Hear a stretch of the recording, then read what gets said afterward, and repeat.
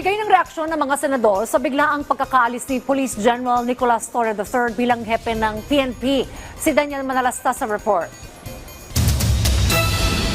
Iba-iba ang naging reaksyon ng mga senador matapos masibak sa pwesto si PNP Chief General Nicolas Torre. Sa nakuhang impormasyon ni dating PNP Chief at ngayon Senador Panfilo Lacson, umakto umano si Torre nang labas na sa kanyang kapangyarihan matapos niyang i-relieve umano si Police Lieutenant General Nartates. Kadalasan daw ang pagtatalaga sa mga miyembro ng PNP Command Group ay kailangan munang may basbas mula sa Presidente, NAPOLCOM o sa kalihim ng DILG. Nasa kamay raw ng Presidente ang pag-relieve kay Torre, pero importante anya ang maayos na transition.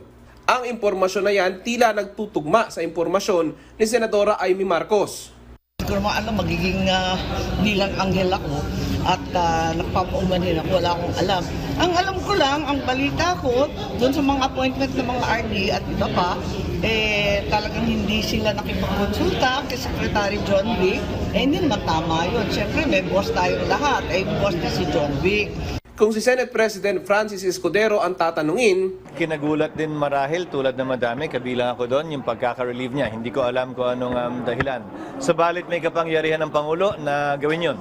Dahil serving at the pleasure of the President ang sinumang PNP Chief.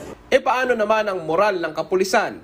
Sana hindi maapektuhan dahil, again, serving at the pleasure of the President ang sinumang PNP Chief. Ang isa pang dating hepe ng PNP na si Senador Ronald De La Rosa, kinumpirmang humingi pa ng payo sa kanya si Torre nang magpunta ito sa Senado. At bagamat may sama ng loob sa sinibak na hepe ng PNP, galit ako na naawa ako sa kanya.